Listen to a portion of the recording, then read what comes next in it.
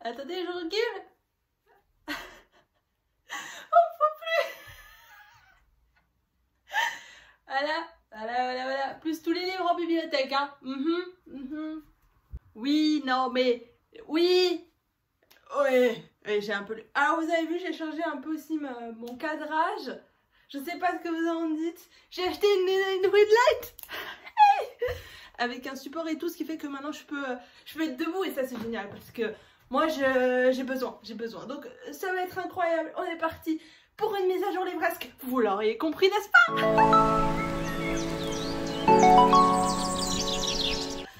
Alors j'ai lu le tome 1 et le tome 2 de Elle Cœur des Cas. Je sais pas si c'est Love des Cas, si c'est... je sais pas comment ça se prononce, mais c'est génial. Alors moi ça faisait longtemps que j'avais pas lu un shoujo. Et un shoujo aussi bon, hein. J'avoue que ça m'a fait queener. Mais queener, bon c'est tous les clichés possibles et imaginables d'un shoujo. Mais qu'est-ce qu'on lui demande de plus? Rien, voilà c'est tout ce qu'on demande d'un shoujo. En plus les illustrations elles sont magnifiques. Attendez, je vais vous fêter un petit peu. Voilà. Non mais c'est des situations très cocasses. C'est ce qui me fait rire, ça m'a fait rigoler, bon peut-être pas autant que Lovely Complex parce que rien ne me fera autant rire que Lovely Complex. Et je vous conseille, si vous ne connaissez pas et que vous êtes adepte de shoujo comme moi, allez-y foncez. J'ai lu le tome 2 de Momele. Je suis désolée, mais triangle amoureux j'en ai là. D'ailleurs dans LDK là il y a un triangle amoureux, j'ai peur. Alors celui-là je suis désolée, mais ce triangle amoureux, il est nul. En plus, il se passe rien dans ce tome, c'est plein, c'est censé être le dernier tome, c'est en 2 tomes. Il se passe rien. J'ai pas aimé. Ça se voit. Mais bon, en tout cas, du coup, j'ai 2 tomes dans ma bibliothèque. Et comme ça, c'est bien. On a fini la saga, je me dis, il n'y a que 2 tomes, donc c'est fini, c'est bon. Ça va pas durer pendant 6000 ans, ça me va, hein, parce que le triangle amoureux, s'il avait perduré comme ça, non, je n'aurais pas accepté. Auriez-vous accepté? Vous n'auriez pas accepté. Personne n'a accepté. Mais bon, si vous voulez vous tenter de suivre votre truc, c'est très amoureux, vous allez aimer. Vous allez aimer, je pense. Encore une suite de saga Isabella Bird, tome 2, 3 et 4. Alors, j'aime autant cette saga. Alors, je crush toujours sur Monsieur Ito, qui est son interprète.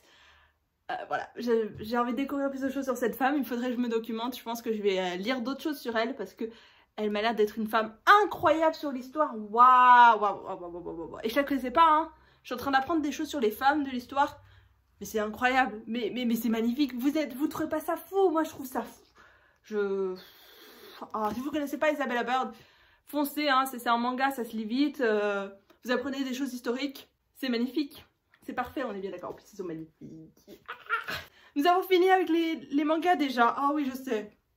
Commencer par un 5 sur 5. Quand même une très bonne lecture avec un bûcher sous la neige. Alors, nous sommes en avril, c'est le mois du printemps. Il y avait des fleurs. Oui. Non, il y a de la... Non, mais...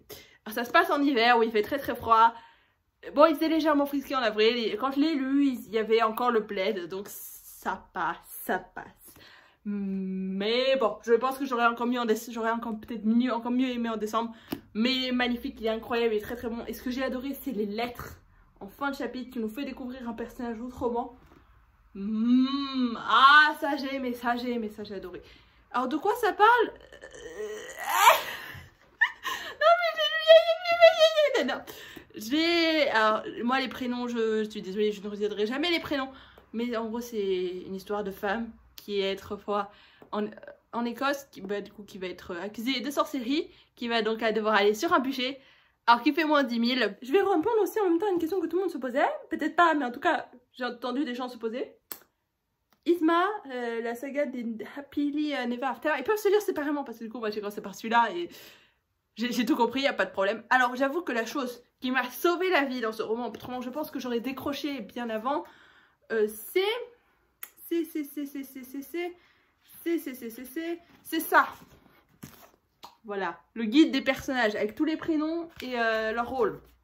Ça m'a sauvé la vie parce que je vous avoue que quand je savais plus qui était un personnage, hop là, je revenais en arrière. C'était magique. Ah, c'était beau parce qu'ils ont tous des prénoms bizarres comme Isma avec Yatzil, Ezadiou, Yatil, Ez, Katarkaz. Voilà, non mais voilà, vous vous demandez Vraiment, voilà. Non mais ça doit être des prénoms vraiment... C'est des prénoms vraiment fantastiques, vous voyez, niveau origine. Par contre, j'ai pas vraiment reconnu le caractère d'Yzma. Après, c'est peut-être parce que c'est vraiment un roman très ancré sur le réel, avec une façon de parler très réelle. Alors que le film Cusco, c'est dans l'absurde complet, avec une façon de parler très absurde. Donc forcément, il y a peut-être ce décalage qui m'a fait moins ressentir l'univers de Cusco et le caractère d'Yzma. Mais autrement, c'est une bonne lecture, franchement, c'est une bonne romance, ça se dit très très bien. Et enfin voilà, que ça aurait été Yzma ou quelqu'un d'autre, j'aurais aimé la même chose en fait. C'est juste ça, c'est que je trouve que, enfin, il n'y a rien qui me raccroche au personnage, donc je suis un peu déçue pour ça. C'est pour ça que c'est qu'un 4,5 sur 5, donc voilà. Après, c'est une bonne lecture, je vous conseille si vous ne connaissez pas. Incroyable. Et là, comme ça, il a pu aussi faire mon Y de mon alphabet challenge. J'ai lu le 1, j'ai adoré le 1. Mais Murder Forest tome 2, j'ai moins aimé le tome 2. Je suis désolée, j'ai beaucoup moins accroché sur ce tome 2. Je saurais pas vraiment expliquer pourquoi, mais je sais pas, j'ai été beaucoup moins dedans. Je pense que c'est aussi que le tome 1, il m'a tellement pris aux émotions, etc., que c'était compliqué de faire mieux. Voilà, donc après ça reste une très bonne lecture, j'ai passé un très très bon moment, c'est très feel good, avec des magnifiques illustrations. Comme d'habitude, n'est-ce pas? Attendez, voilà, regardez, attendez, je sais pas si dans celle-là, elle spoil un peu... Avec, ah oui, des effets un peu lettres, parce que c'est une sorte d'énigme, oui, voyage, etc. Voilà, ça spoil rien. Vous voyez, regardez, c'est magnifique. Voilà, c'est aussi beau, tout est magnifique, tout est incroyable. Je vous conseille, si vous connaissez pas Les Mémoires de la Forêt, c'est un bon roman. C'est un bon roman. Commencez par le 1 parce que ça se suit quand même un petit peu. On va continuer sur une déception. Il était beau, je l'ai acheté parce qu'il était beau. Et puis qu'il y avait un dragon dessus. Et puis... je crois qu'il y a un film sur Disney Plus qui va sortir. Je pense que je vais voir le film aussi pour voir si je vais peut-être mieux comprendre le film. Mais parce que j'ai rien compris, ok? Rien. Il y avait trop de prénoms bizarres, trop de trucs, trop de machins. Il y avait trop de choses en fait. Le problème c'est que vraiment ça faisait trop sur trop. Et que juste au bout d'un moment j'ai lu de travers parce que j'en pouvais plus, je comprenais rien, donc juste je lisais sans comprendre, ça n'avait aucun sens. Mais bon, j'ai fini le livre parce que quand je comprenais plus rien au bout de là, et puis je me suis dit quand même Laure, tu vas pas abandonner, c'est pas non plus que t'aimes pas, donc j'ai tout lu. Et bon voilà, après c'est voilà, enfin bon, c'est aussi parce qu'il y a des prénoms bizarres aussi, hein. Déjà juste le prénom de la ville, Alaguesia, voilà, juste le prénom de la ville est un peu chelou, donc forcément c'est compliqué pour moi. Après je pense que ça dépend des gens, hein. Peut-être que vous, ce sera votre truc. Et je pense que pour les gens qui sont fans de fantasy, à univers très développé, très bien expliqué, très construit, je pense que c'est pour vous ça, hein. Vraiment, je pense qu'il est fait pour vous. En plus, il est beau, hein, et c'est bien écrit. Il a des choses pour lui, hein. Encore une déception, décidément les déceptions. Bah, en fait, je pense que c'était juste une attente, en fait. Tout le monde m'en parlait comme si c'était le livre du siècle. Alors que pas vraiment. Donc la fille du roi pirate, bon déjà il y avait un jazz page coloré. Est-ce que les jazz page, je craque un peu peut-être dessus? Oui. Et bon, il y avait un truc de pirate, j'aime bien les pirates, donc je me suis dit, on y va, on se lance. Mais j'ai trouvé ça assez lent, enfin on nous vend une romance et il y a presque rien, c'est assez toxique. Enfin, je comprends pas la romance entre les deux personnages principaux personnellement, parce que enfin, pour moi, il n'y a rien de... Enfin, genre, j'ai l'impression que ça s'est fait comme ça. J'ai pas... Enfin, vraiment, je comprends pas parce que tu sais qu'ils vont finir ensemble. Donc, tu te dis, c'est pas possible qu'ils... Non, c'est pas possible, je suis désolée. Je n'ai vraiment pas apprécié. J'espère que vous avez aimé. En tout cas, c'est une bonne... C'est quand même bien écrit. Il y a des bonnes choses ensemble. En tout cas, ça reste un bon livre parce que c'est quand même bien écrit. Il y a quand même des bonnes choses dedans, il y a des bons rebondissements, il y a des jolies intrigues. Mais, enfin, moi, j'attendais une romance, en fait. J'ai pas eu ce que j'attendais. Je crois que vraiment, c'était... Ouais, non, mais voilà. Une bonne lecture. Enfin, une bonne lecture. Mais, waouh, mais ouais, tu passais bonne lecture. La carte des confins, tome 2. Bon, c'est un 5 sur 5. Ce n'est pas un coup de cœur. Le premier est un coup de cœur, le tome 2 moins. Parce que ça va, en fait, sur ce truc que j'aime pas trop dans ce genre de livre. C'est la magie qui prend la place entière du roman. Vraiment, la magie, j'en avais là, ok? Je n'en pouvais plus de cette magie, de cette malédiction. C'est long. Après, ça reste un bon livre, parce que quand même 5 sur 5, c'est que c'est un bon livre. La romance, j'adore les personnages, j'adore leur discours, j'adore leur dialogue quand ils parlent ensemble. Ah bah moi de manière je croche sur Blake, donc déjà c'est difficile que j'accroche pas, mais bon. On va parler un petit peu des livres de bibliothèque, parce que j'en ai un lot. Alors oui, alors moi j'ai des notes sur un petit papier, parce que autrement je ne m'en sors pas, je ne sais plus, parce que je les rends. Donc je ne me souviens plus des fois de ce que j'ai lu, etc. C'est mon problème, voilà. J'ai lu Nos vies en l'air de Manon Fargeton. Alors je connaissais Manon Fargeton par Aquarelle les étoiles et j'avais beaucoup aimé Aquarelle les étoiles, c'était une jolie plume, etc. Et la plume est toujours aussi belle, mais l'histoire j'ai vraiment pas du tout accroché. Je pense que c'est vraiment pour ça que j'ai pas du tout aimé ce livre. Parce que vraiment l'histoire je n'y arrivais pas. J'ai pas...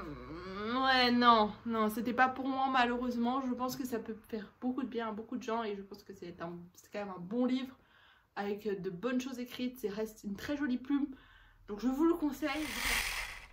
Ensuite, un abandon, parce que j'en ai eu quand même des abandons pendant ce mois. Ryutama, qui est un jeu de rôle, enfin du coup un jeu de rôle. Et c'est pour ça que je n'ai pas continué, parce qu'il faut des amis, il faut se munir d'amis et je n'ai pas d'amis qui veulent jouer à des jeux de rôle, donc j'ai juste lu les règles parce que je trouvais ça quand même intéressant et très très beau, il y a des illustrations magnifiques, voilà. Donc voilà, je vous le conseille si vous avez des amis et que les jeux de rôle vous intéressent. Foncez, ça va vous intéresser, je pense que ça va être vraiment bien. J'espère que les gens pourront me dire si le jeu est aussi bien que les règles, enfin si ça perdure en fait, si l'expérience du jeu est bien en fait. Ça je ne peux pas vous le dire malheureusement. L'âge des possibles, une déception. Alors bon, bah du coup je l'ai lu parce que bah, j'en avais entendu parler, que ça m'intéressait. Et malheureusement, c'est pas du tout ce genre d'histoire que j'apprécie, vraiment pas trop. J'aime bien les contemporains, mais là, ah ça l'a pas fait parce que je sais pas, il y avait, j'ai pas accroché. En fait, c'était très lent, il se passait pas grand chose, je me suis pas accrochée au personnage. Après, il y avait des choses intéressantes que j'ai apprises, etc. Mais c'est tout quoi, donc voilà. Je vais vous parler d'un deuxième abandon, Magic Charlie. J'ai pas vraiment aimé. Alors, je l'ai pris en sachant que je l'abandonnerais très certainement. Pourquoi? Parce que c'est le genre d'histoire que je n'aime pas trop. Mais bon, je voulais tenter parce que je suis du genre... En fait, je suis du genre à me dire, si je tente pas, je saurai jamais. Peut-être que ce livre-là était le livre. Était peut-être celui que j'allais aimer, en fait. Donc, je tente toujours, en fait. Je suis du genre en mode...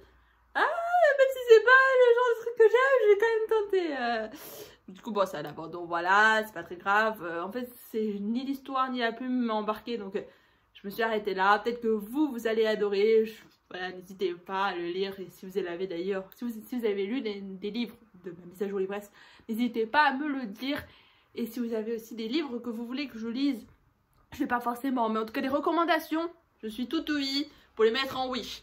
Ça, il n'y a pas de problème.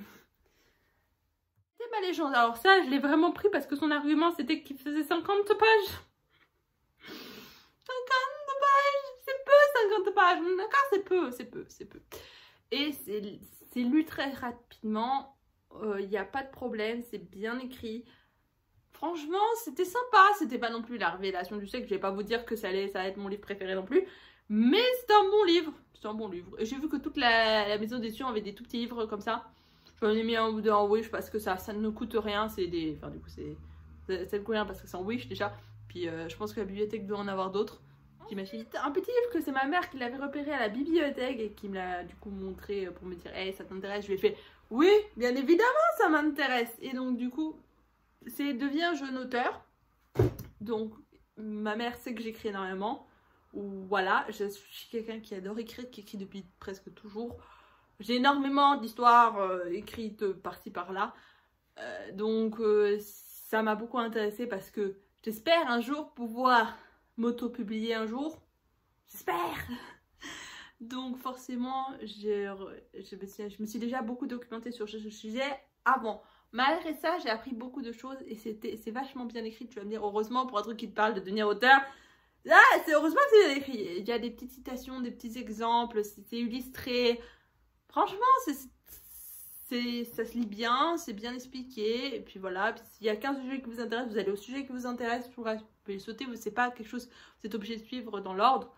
Donc c'est vachement intéressant et je vous le conseille énormément, bien sûr. En plus, ce qui m'a beaucoup, ce que j'ai adoré dans ce petit truc, c'est qu'il y a un truc sur les jeux vidéo, sur l'écriture des jeux vidéo. Parce que oui, il y a une écriture derrière et je trouve ça intéressant d'en parler aussi, en fait, parce qu'on n'en parle pas tant que ça. Donc je trouve ça important, voilà, si vous voulez découvrir, je pense que ça peut être intéressant. S'il est dans votre bibliothèque, empruntez-le. Je pense que c'est le genre de livre à emprunter, pas forcément à acheter. Mais en tout cas, voilà, si ça vous intéresse, je pense que c'est un bon livre pour vous. En APD! Alors j'en avais beaucoup entendu parler, je suis quelqu'un qui aime beaucoup les poésies, etc. Mais j'ai vraiment pas compris l'intérêt que ce soit en prose. Pourquoi? Pourquoi en prose en fait? Ça ne change rien, il n'y a pas de... Il n'y avait rien en fait, il n'y avait rien qui sonnait, il n'y avait rien de fou, les mots n'avaient pas forcément de sens d'être en prose. Je pense que ça aurait été la même chose si c'était en roman en fait, ça aurait été peut-être même mieux je pense. Enfin, moi j'aurais pas vu la différence en fait si c'était en roman, donc c'est peut-être ça le problème, légèrement, donc voilà. Après ça reste une bonne histoire qui est sympathique. Je dirais pas non plus que c'est il y a de quoi casser trois pattes à un canard, mais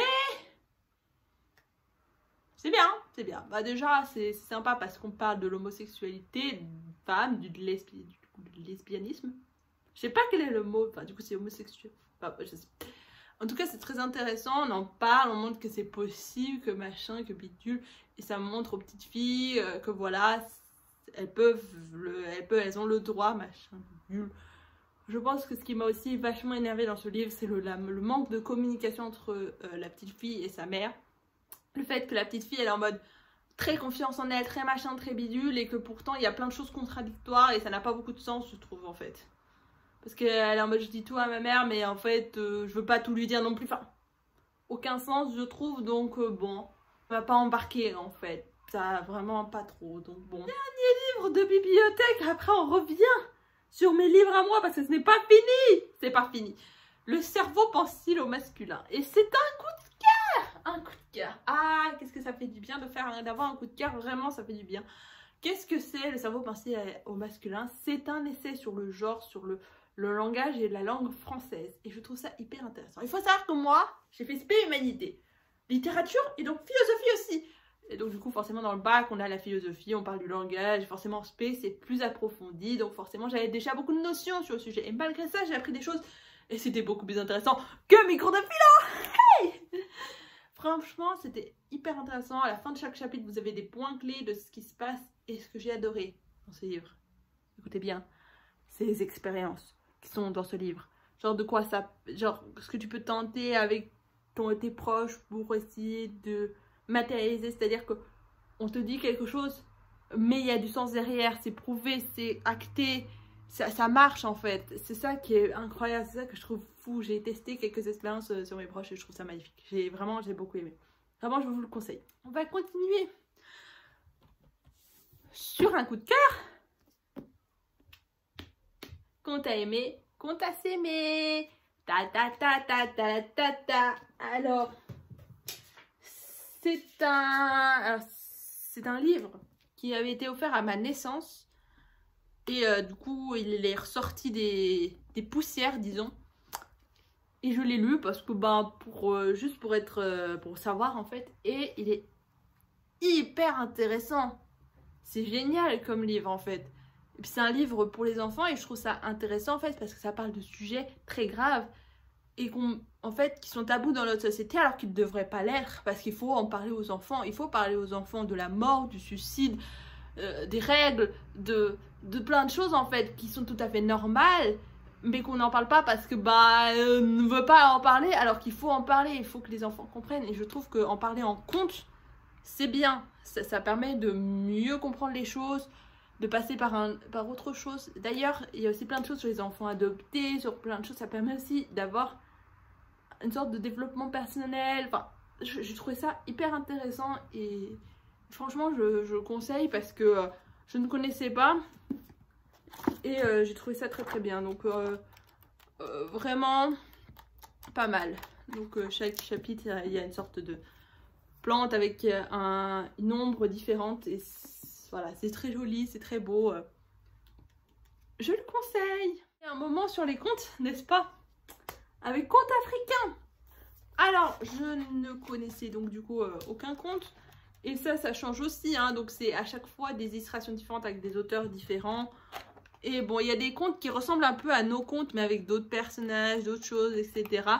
Mais je trouve ça très intéressant et moi ça m'intéresse énormément d'avoir des contes d'autres cultures tout simplement. Donc je me suis intéressée et franchement c'est une bonne lecture. Voilà, il est très beau en plus en objet livre, donc j'ai cracouillé.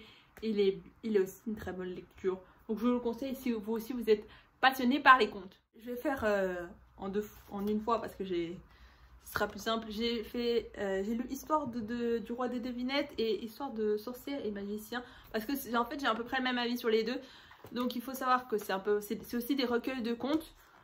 Donc lui c'est un recueil de contes avec des devinettes, etc. Donc c'est des contes assez connus je dirais, avec des devinettes plus ou moins connues. Mais il y en a qui sont assez rigolotes, d'autres qui sont assez énigmatiques. Moi je fais partie de la team qui réfléchissait pas et qui lisait la réponse. Ouais non j'avais la flemme. Donc du coup ça reste quand même une bonne lecture.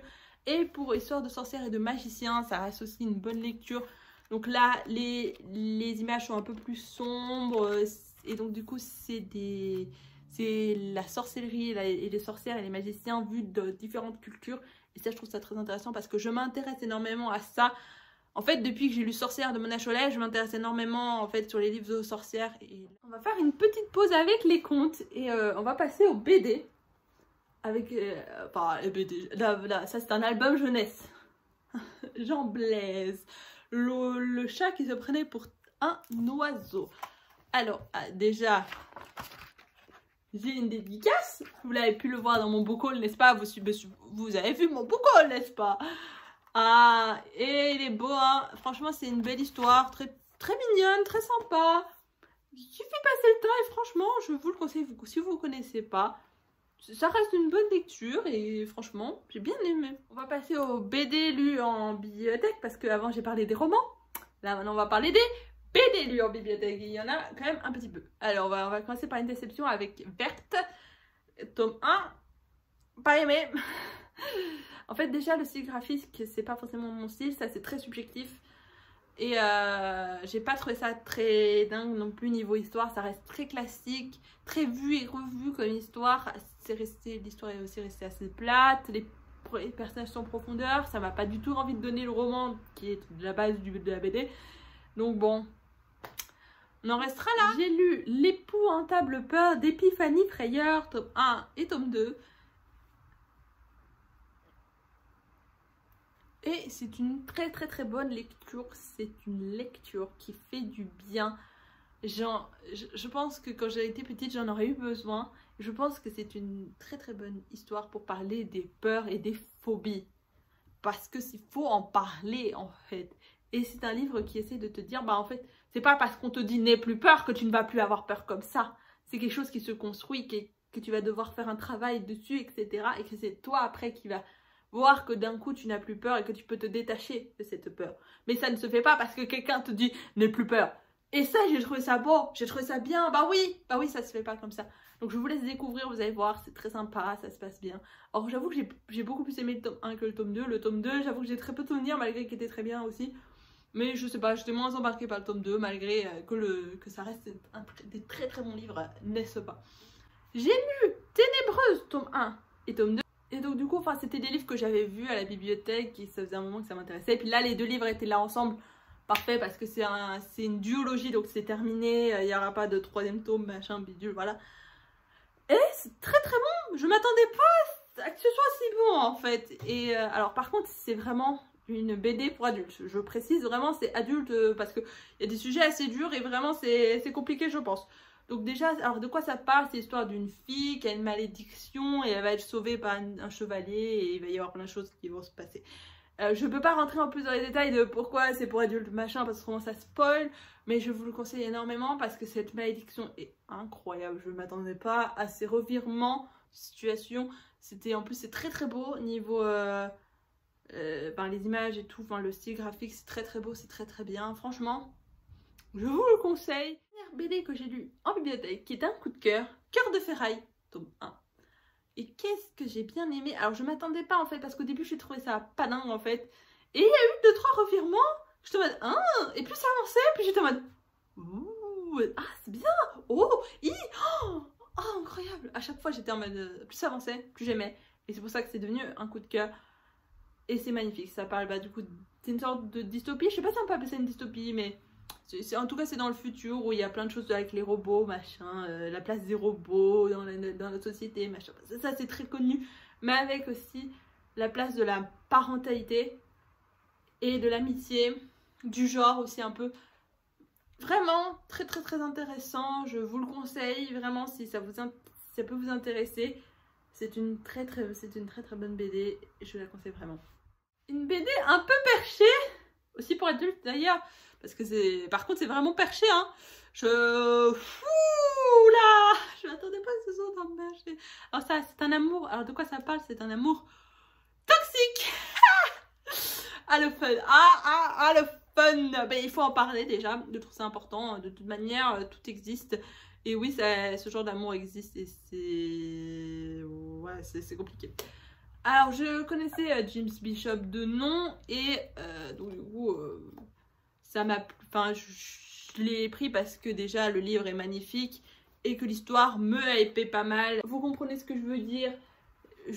Vraiment, voilà, bah du coup j'ai aussi vous feuilleté un petit peu le début, comme ça vous spoil pas trop, mais vous voyez, voilà. Alors en gros de quoi ça parle? Alors cette fille c'est une sorte, alors je sais pas si c'est une noble, en tout cas je crois que c'est une sorte de noble, on va dire, je crois que c'est une sorte de noble et elle est mariée avec elle est promise à quelqu'un d'autre et elle veut pas parce qu'elle avait croché sur lui avait aussi croché sur elle, genre c'était un coup de foudre et ils vont s'enfuir pour vivre leur amour et puis il va se passer plein de choses.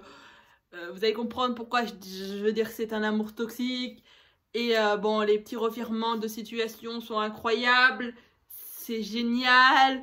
J'étais bah forcément c'est un peu perché, donc t'es un peu en mode what the fuck tout le long. Mais ça reste quand même une très bonne histoire. J'étais pas mal émue parce que c'est quand même assez... tu le vis l'amour quand même toxique là. T'es en mode oh là ok. Alors j'ai lu le tome 2 de Culotté. Donc j'avais lu le tome 1 il y a un moment maintenant. Là j'ai lu le tome 2 et qu'est-ce que j'ai aimé. Vraiment. Alors ça reste sur le même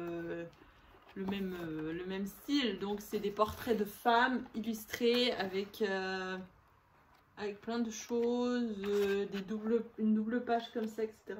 C'est juste magnifique en fait. L'objet, en fait, l'objet livre est magnifique, il paillette, il est magnifique, il est beau, il est incroyable, j'ai aimé. Donc je vous le conseille, si vous ne connaissez pas, c'est un bon moyen de connaître les femmes de l'histoire, de savoir des choses en fait, que ce soit sur des femmes connues, des femmes un peu moins connues, enfin sur juste des choses en fait de la vie, etc. Bon, par exemple, il y a l'histoire de la femme à barbe. Moi j'appelle femme à barbe, j'ai déjà oublié son nom, mais vous voyez ce que je veux dire. J'ai pas encore retenu les noms, il faudrait que je relise en notant les noms. Parce que moi et les noms, c'est compliqué. Dernier livre de cette vidéo, Contes féeriques, donc vous allez revenir sur les contes, n'est-ce pas? Donc regardez déjà, magnifique, on est d'accord que c'est magnifique, n'est-ce pas? En plus j'ai une petite dédicace, voilà, elle est magnifique. Alors, donc du coup c'est plein de petits contes avec des petites fées, des petites images, niveau vraiment illustration, c'est magnifique, j'ai adoré. Vraiment, c'est magnifique. Donc, c'est les éditions Héron d'Argent, voilà. De Vanessa Cadillo. Pardon, j'ai envie de craquer, de m'acheter toute la collection des Hérons d'Argent, là, des trucs comme ça, là. Mais bon, j'ai pas encore le budget, donc on verra en temps voulu. Mais, c'est magnifique. C'est incroyable, je le conseille vraiment. Bon, j'ai pris aussi comme ça faisait un peu printanier. C'est un recueil de contes, c'est bien écrit, enfin, tout va bien, quoi. Ça reste très très bon et vraiment hyper intéressant avec des illustrations incroyables, forcément. Je vais dire que ça, mais voilà, donc c'est un 5 sur 5, c'est une bonne lecture. Et quand même, dans l'ensemble, j'ai eu de bonnes lectures, hein. Voilà, donc nous nous arrêtons là parce que ça me fait 32 livres. 32 livres, il y a 30 jours dans avril, hein. J'ai lu 32. 32. Voilà, donc ça fait une longue vidéo. Et, bon, je pense que ça fera un petit peu moins au montage, je ne sais pas encore. Voilà, les montages, on verra bien. J'espère en tout cas que ça vous plaira. Vous me direz de ce que vous pensez de ce cadrage. Peut-être qu'il changera un petit peu d'ici la prochaine vidéo. Mais en tout cas, j'essaie de faire des essais, j'essaie un petit peu de changer des choses. Et je trouve ça intéressant et très très bien. J'ai hâte de faire d'autres vidéos, de vous montrer d'autres choses. Et je vous dis à bientôt pour une prochaine vidéo, n'est-ce pas? Pour parler de livres, bien évidemment, de livres. Oui, de livres.